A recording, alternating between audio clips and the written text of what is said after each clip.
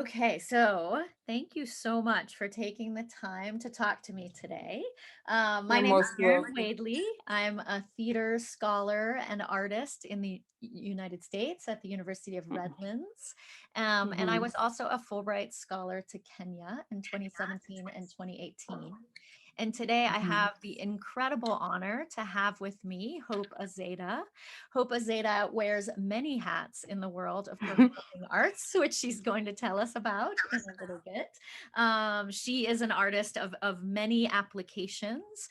She also is the artistic and executive director of the Mashirika Performing Arts and Media Company. And she's the founder Mhm. and curator of the Ubumuntu Arts Festival, which will have its 7th year this July. So without further ado, I want to introduce you to Hope Azeda. Hope, I'd love for you to talk to us a little bit about how you came to love the theater and performing arts. So what was your journey that brought you to this art form? Um, I think the fact that I was number 10 in the family of 11 kids gave me time to play. And the child in me got a very friendly environment to be playful and innovative at an early age. Uh, Despite the fact that most of my family members are actually in the science world, I'm the only artist and I'm the only person who just decided to become an artist. But it's just because I was that little girl playing around doing what she wants. And then just one day my father wakes up and says, "What are you going to do in university?" And I say music, dance, and drama. And he almost collapsed. Said, "How is that going to bring bread on your table?" I was like, "Why not? It's a beautiful thing." So I had that passion to always write plays, you know, but I was also a good mechanic. I would always, look for, if a machine is not working, I would like a watch. If a watch is not working, I would try to, be very inquisitive and find out why it's not working. So things that were not working always attracted my attention, and I wanted to make things work that never worked. And that nature itself really helped me a lot. And in my high school, I joined a Catholic school, boarding school that was really pushing for the arts. Was really that out there to push out arts and skills out there for the students to at least do something along those lines. And I remember every 9 a.m. every day we sang this anthem, and there was this line that we sang every day of our 6 years in high school before breakfast that said, "We will grace our lives with arts and skills." That in itself, we all know that words are spiritual. That in itself is a declaration in your entire system that you'll actually thrive like this. So every kid that really graduated from this high school, no one became a failure. They're always equipped with the skills to survive. So that school trained me ballet, and it ended up becoming like contemporary dance. And we used to do like drama competitions every year. Every There was just a huge drama competition going on in the school. There was also a lot of poetry exams. Poetry. When you arrived in school, you are given 6 poems, and out of these 6 poems, at one point in your 3 months at school, you'd be called by a panel to recite one of the 6. So there was no way you'd dodge the 6 poems. You had to learn them by heart, and you'd have to show up in front of a very tough panel and they'll just like randomly pick one of these 6 poems.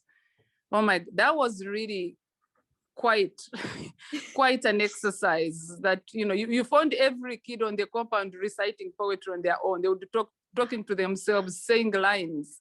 Wow. So all this, I was being really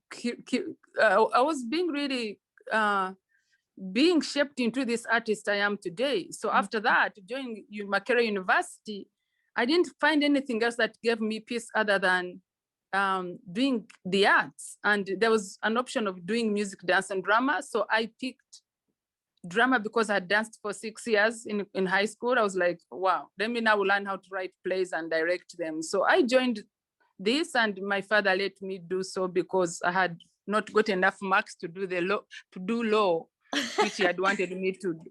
So I was like, Dad, I'm just like, I have more that I'm missing 2 points here to do this. So I have this.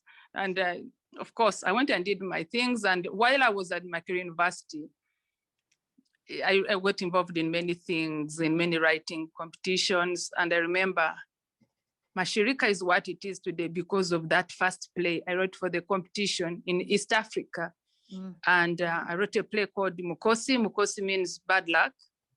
And this was inspired by a young girl I had seen eating near those big birds that I don't know whether you've been in Uganda, right? Yes, yes. You know those big birds that you find at the dustbin near the National Theatre.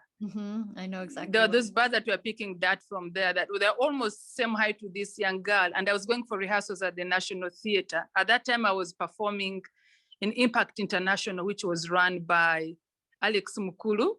So I was going for rehearsals at the National Theatre. Then I saw this little girl and just my encounter with her, just looking at her, and I cannot talk to her. And I was rushing for rehearsals. And when I came out, she was not there and it was really dark. And I kept asking myself, what happened to that girl? Where did she go? So that girl inspired me to write a play about young girls on the street. So my play was among the top 6 plays in East Africa and was invited to Kenyatta University. But I was still at Makerere University. So I asked, and when we went to perform it, they said, you need to come having a name. You need to have a name. I was like, a name, but we are just students. We're not a company. We're just my friends in my playwriting class. And because they had given us some money for transport to jump on a bus and go to this university. It was just fun to jump on a bus and just leave university for a few days and go and perform a play. So basically, that play is really what really opened my world of art, because at that point, then I came with the name Mashirika, inspired by the Mercedes-Benz that was parked at my hall of residence. There was a Mercedes-Benz and had just a sticker, Mashariki. Then I asked my colleagues, what does Mashariki mean? They said organization, but bringing things together means to Nashiriki. And I'm like, how about we called ourselves Mashirika? That's how, honestly, my entire journey has been playful. I've always started things like look like are just blurry and not serious, but deep down in my heart, they are written on my heart. And it's that voice on my heart that keeps pushing the child out of me to play, to become playful and just keep exploring the wilderness.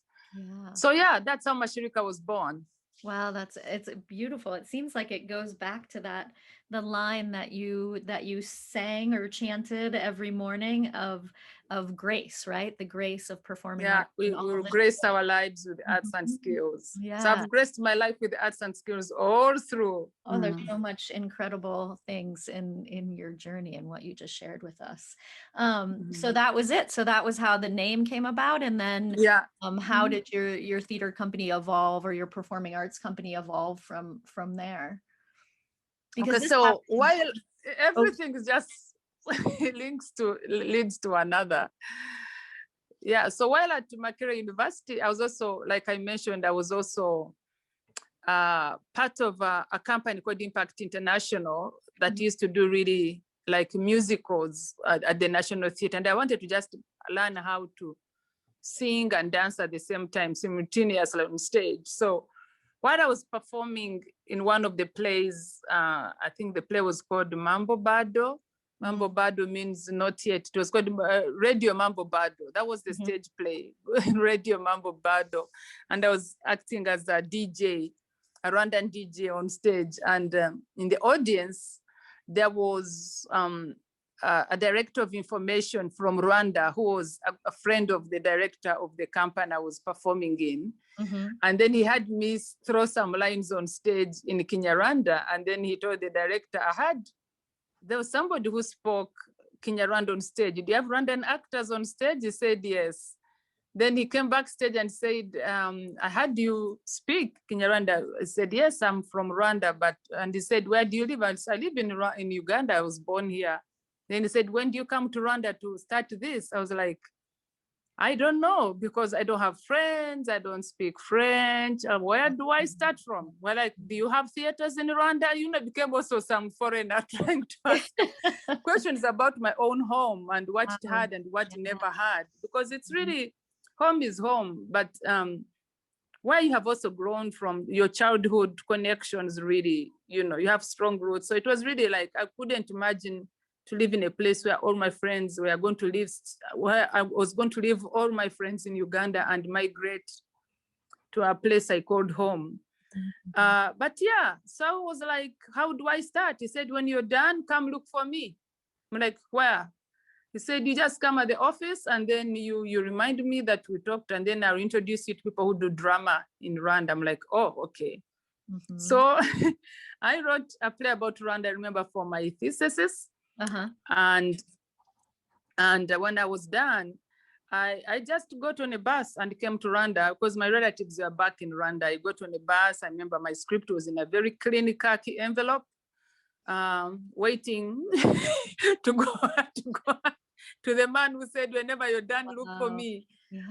But I also remember, really, it came as how our confidence was built in our high school. Our headmaster, our school principal used to say, always knock on the door you need. Don't go, you know, in circles. Don't go around in circles or behind. Just go. If you need a red door, go to that. If you need a yellow door, go to the yellow door. Don't knock on blue, green, white when you're looking for yellow. Just go to the door you want. So I was like, okay, I'm done. And that voice came back, and I knew the door I needed to knock on right away. The door that had already opened before, like, you know. So I came, I told my brother, I want to look for this man. He said I should come and start theater. You know, fast forward, he introduced me to some radio, amazing guys in the radio drama section at Radio Rwanda. And that's how it also, they introduced me to a group of young other artists, really multicultural, everything, because Rwanda at that time was, to me, it looked like a boiling pot of cultures. So you had like people just French, who speak French, Congolese, and other things. You had people speak Burundi and French. You had Rwandans who speak Swahili and English from Kenya. You know, you had like the whole world just in a small space. And that multi-talented talents and diversity of languages and all that just became the colors of our shows and company. And I think that's what really made our company be as strong as it is today. Yeah. And that was when? That was in the 2000s? And when did 2000. Yeah, 2000. Okay. Yeah. Okay. So you and that play, the play I wrote at that time, which was about reconciliation, was the master key, is the key that opened for me all doors up to this day. It was our first major productions, and once we were identified that we were all over media, people are like, that company. So we're like, oh, we are not yet a company, we're just a group of artists who meet under a mango tree every Saturday and rehearse. So we want to commission you, we want you to do a play for the refugee camps, we want you to do this. I'm like, okay, do you have documents? I'm like, no, we just have scripts. Then it was just a wake-up call to me, and my colleagues were like, you know what, guys, we need like proper legal documents here. We need to like, where do they go even to register things like this? Are we an association? Are we an NGO? Are we a company? What are we? You know? Hey, Karin, that was quite a journey. So finally our papers were down and we are like registered. And then the next minute we move from the tree, we go to a shop where we just split small rooms. And the next minute we are commissioned to create a piece for the stadium that needs about, you know, the cast at that time was 1,000 people. Oh my gosh. But it all started in that small shop with a core group of 10 that go out in the bigger fields and work with many people. And today we're in a space where we rent per month, of course, with the 2 rehearsal studios, with rooms for production teams and all that. And we are like thankful. But, you know, growth is growth. We hope to grow from this as well. Oh, that's a wonderful origin story. I love it. I mean, it's beautiful. It's a beautiful story. And then there's sort of skill development that goes along with the art development, right? You have to figure out like how do we sustain this program? How do we sustain this company? How do we make ourselves sort of so we're not going to go away? That's wonderful. It's wonderful. So once you were born in Uganda then? Yes, I was born and raised in Uganda. My parents fled the crisis way back in 1959. 1959. And we are from that generation that was just born and raised in Uganda. And that's why my name is Hope. You know, kids born around my time have such names like hope, peace, joy, comfort. You know, every word or every emotion or every aspect of life that refugees never had, just named it to their kids. And we carry those, I call them flames of life, because really, I'll be honest, I've never felt hopeless. To be honest, I've always been hopeful, and I'm a very extravagantly optimistic person, you know, and nothing really moves me like to a place of depression or anxiety or hopelessness, because I'm always like, you know what, nah, no, Corona, COVID is here, no, we cannot die twice. I mean, we cannot just freeze a festival because of COVID. There must be another way out.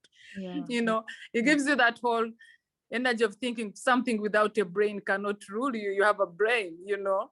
You have a brain, you have an entire 5 senses. How can that thing rule you, you know? And we artists also believe that in us we have the flames in us. So it's just like crazy to understand that out of our hardships and out of our backgrounds and how we have grown, have made us the humans we are, with the resilient spirit, you know. And it's amazing how also, regardless of the darkness you have faced, you're always, you know, naturally you're wired, because you're wired to always strike light in this darkness, you know. And I'm thankful that I have this art. For me, this art has really been, you know, the switch of life, the pulse of life, you know. And so I appreciate that. I appreciate that context and that history, very much so. And also, you mentioned COVID, so we should probably, you know, go there of just talking about, you know, if you can say a little bit about also the festival that you founded and have been curating for now what will be the past 7 years, and how that has been affected both in sort of positive ways. We can focus on that, like how it's been affected positively over the last 2 years and what we can expect for this coming edition in July. Well, Ubumuntu Arts Festival was born out of a leadership project where people saw and said, wow, Hope, you've done shows in the stadiums, you've done all this, and we have all gone, wow. But what are you doing to leave a legacy? What are you doing to leave a legacy behind? And I just did it so that basically I could have a space that would challenge me. So in 2015 is when we really launched it. And usually when we are going to do events like this, people are afraid to do things like this because they are looking at money, how much money would be involved.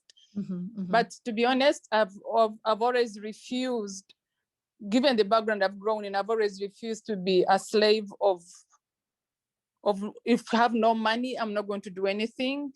I think regardless of money, and I've never thought that the art we do as artists there's any money that can be equitable to what it is. You know, it's priceless. It's priceless. We do things from our soul, and you cannot sell that to any price tag.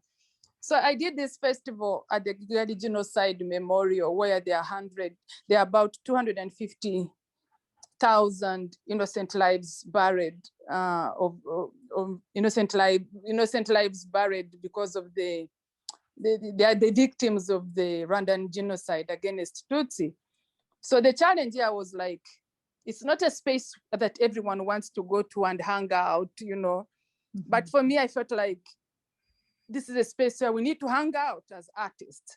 This is a space where I need to just go and reflect on on the values of humanity. And this is a space that can help us as artists, because I love this space because of its silence. It's a space where I visit, and the silence in that space speaks louder than words. It speaks to you, and it helps me go through a journey of introspection, of just questioning what is being human. Because there's one, you can be human, but being human is different, you know. And at that time, around 2015, I was just looking at the world and was like, what's going on with humans? You know, what makes a 30-year-old man kill a baby? So these kind of questions are really, is what drove me to like push more for this kind of space. And I was like, everyone wants to do like really commercial theater and all that, but if we have a place like this. So what was interesting about this place is that you're also not allowed to charge money. It's a free festival. So can you do a free festival? Can you do a festival? Can you do a space of art where the poor and the rich can meet, where the educated and non-educated can meet and just talk about values of humanity? Because when COVID comes, when bullets, when volcano eruptions come, they don't look for how much money you have. They don't look for how old you are. They don't look for how many papers or PhDs you have. They look for anything that is called a human being that is breathing, young or old, born and unborn. You know, when hate takes over and the beast beast erupts out of our state as human beings, that beast that comes out will even hunt the baby that is not unborn because they've been labeled so and so, because of the whole evil and the ideology of dehumanization. So for me, this is what really made me start the festival. And I didn't want to look at money. I didn't want to look at anything. I just want to look at artists convening in this place, at least even 2 weeks before, and just create works together. And it's not about the artist and how amazing the artists are. It was about the story they are carrying, because I believe those stories come to us as gifts and we need to give them back to the world as gifts. So for me, this is really the whole energy behind Ubumuntu Arts Festival. Ubumuntu means being human. So that's how the festival started. So this year, so last year, it was really a big shock to us, because that's when people are like telling me, Hope, are you a prophet? How come? Because it's also a theme-based festival. It's a festival, maybe I can also mention about that. My background in art, in drama, it was more like theater for development, which means you're wired to look at gaps in society and use art to bridge those gaps. So for me, when I came to Rwanda, there were gaps of forgiveness, there was gaps of justice, reconciliation, mental health, healing. So those gaps, I was like, the only way I can make a humble contribution as Hope is to create a safe space where people can, you know, go through some introspective process to just reflect upon these values, these things. So my entire time in Rwanda has been really about creating these safe spaces for healing, and just to make an artist be able to create mistakes, to create a space where we can meet and make mistakes and just breathe. So the festival has been a theme-based festival. And I remember in 2019, as we were preparing for the festival, at that time, I think it was about borders and barriers. Which were also talking about, you know, borders as mental health things, as the invisible walls and invisible walls in 2019. But I was just also looking at the pace at which the world was running. Everyone seemed to be running after something.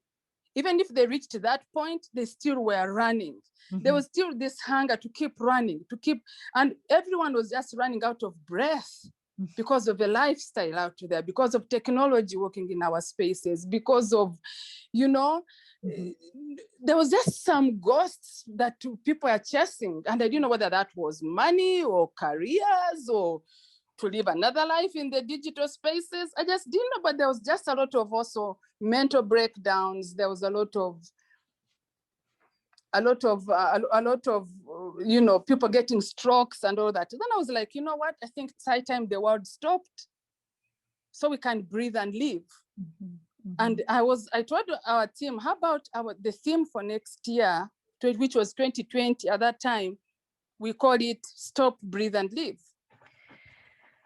And then we started like promoting breathe and talking about how breathing is just how to stop and breathe and check in yourself. And, you know, if you want love, you cannot get love if you have no love.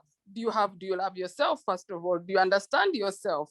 You cannot understand the story you're looking for if you do not understand your own story. So it's something like to push back to, you know, going back to the drawing board of who you are as a person. So it just knocked, and first January 2020, and then there we are, behold, the whole world is coming to a stop. Things like started creeping in our lives, and then the next minute we're all wearing masks. So the whole of 2020 we're talking about, this is crazy. Breathe, and then came the revolution that happened in the US about George Floyd. Then there was just everything around breathe. And somebody's killed just saying, I can't breathe. Then there was the breathing of the corona. So the whole festival, like, you know what?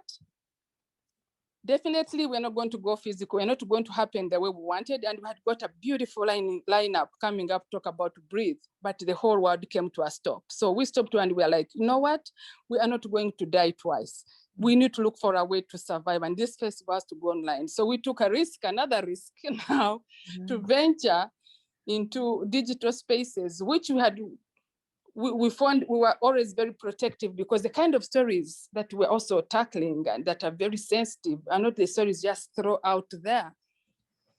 But it turned out well, because 2020 found people alone in their houses, feeling lonely, depressed, visiting themselves, having no one to wear a mask for, and now resonating with the stories we were sharing at that time.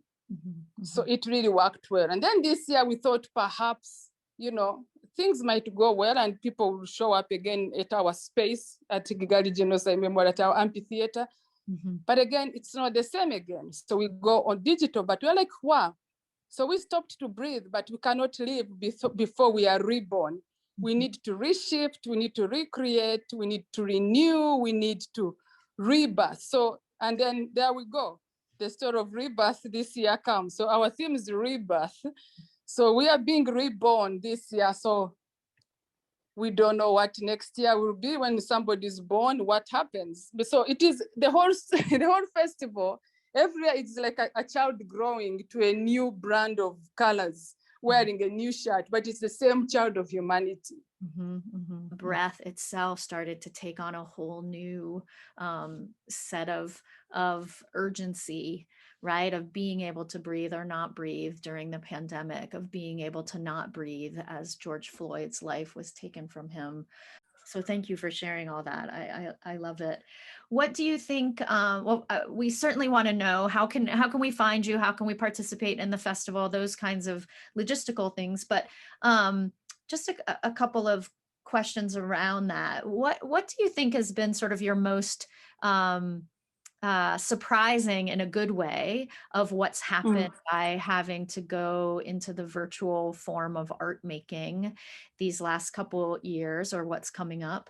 And then also, since this interview's for the African Theater Association, so that's people in theater academia and scholarship, both on the continent and in the diaspora, like what would you want this population of people to know about the festival coming up in July?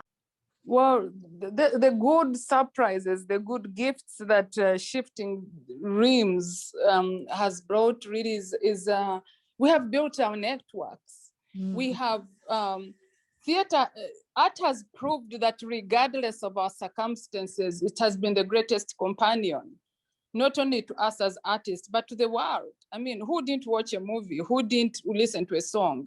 We saw people even letting go, families dance, you know? So really going digital has empowered us with confidence that there's an online community that is just online and are not very physical, but we reached even a wider audience, you know? When the borders, the physical borders we used to look at really crumbled with COVID. And we created a digital space that everyone can access to, because we don't say, oh, this is watched by you or by you or by, no. It's an open space where I come out on the street and drum. It's a very busy street, really, very busy, you know? The world is divided in about four 4 different continents. Now in the digital space, you have the continent, or you have the IG continent that you have just the youth that are always there. You have the TikTok, you have the LinkedIn that is just CEOs and people just want to look at graduations and papers. And then you have Twitter that seems to be very political and very, but again, that's where our partners and funders reside. They will never go to, find embassies on Instagram, Then you have Facebook that has more of professors that want to write long, Yeah, it's a busy street, and this is what when I'm briefing the comms team, this is what I tell them. I tell them, you know what, guys? We have the platforms, but the platforms have also outlets. It's like you have a restaurant on a street and you have like several restaurants. Like you have a street with so many restaurants, but you always find somebody outside the restaurant trying to help you test the food they have. So I was like, okay, you throw your post there, but you're going to keep drumming on the street. Hello, guys, have you seen? You keep drumming on this street because it's busy to get attention, because this is where the whole world resides right now. Yeah. So I call it a busy street because you have to keep drumming and drumming and drumming. Hello, people. Otherwise, you drown. But again, you don't want to keep drumming with just for the sake of drumming, but you need to drum with purpose and vision, and you need to stick to your story. So Instagram so you can be followed on Instagram. We can be followed on Instagram, on Twitter, on LinkedIn, on Facebook. Everywhere. There's something else. Wait. Instagram, Twitter, TikTok? Facebook. No, not TikTok. No, we are trying to get there. They're going there, but I'm not going there. The team is going there. I'm not catching that bus. Yeah, I feel we're also on YouTube, of course. We have a YouTube link.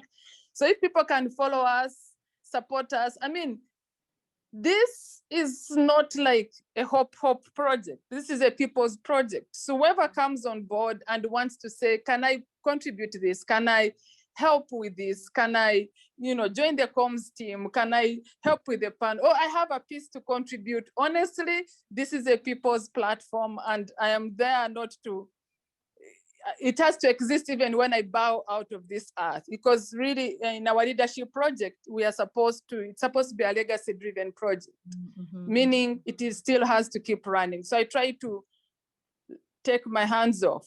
So for the festival itself, which is July 16th and 17th and Central African time, where is the best place to find that? And do you need to register ahead of time or anything like that? Well, it's going to be running on 2 websites. It's going to be running on HowlRound Theatre of Commons website. Yeah. They're our partners, and then on our website as well. Okay. And of course, we'll be making and drumming and reminding people on Twitter, hello! But it's incredible what people are able to do. I'm really proud of each performer coming on board, the collaborations going across, I mean, in difficult times. Yeah. I salute every artist, really. That highlights what we can expect to see in the festival in July. Well, you're going to see beautiful dance films, of course. Really, I feel like it's going to be dominated by dance films, because even a poet says, I have a poem, and they send you a video. Can you get me a dancer to dance my poem? So you find like Rwanda, US, they're collaborating on poetry and movement and music. So we are going to have USA working on, we have a lot of US collaborations. We have Jordan and Rwanda. We have Brazil and Rwanda collaborating on stuff. We have Kenya and Morocco. It's just beautiful combinations. You have Sri Lanka, you have South Africa, you have Zimbabwe. I mean, all these amazing. You have DRC, of course. Almost all countries in this region are on board. Wonderful. And it's some performances are in French, but they're all subtitled. But yeah, really, there's something just beautiful about people that just contribute to this festival and the work. They think through it, because rebirth is everyone's story right now. So it's just basically, it's about like, this is what rebirth means to me. you know. But also what really fascinates me and what I always want to look at in these festivals are the titles of performances, you know. I love titles. Yeah. So there's a very powerful piece coming from Sri Lanka, and it's called Abused Product, you know.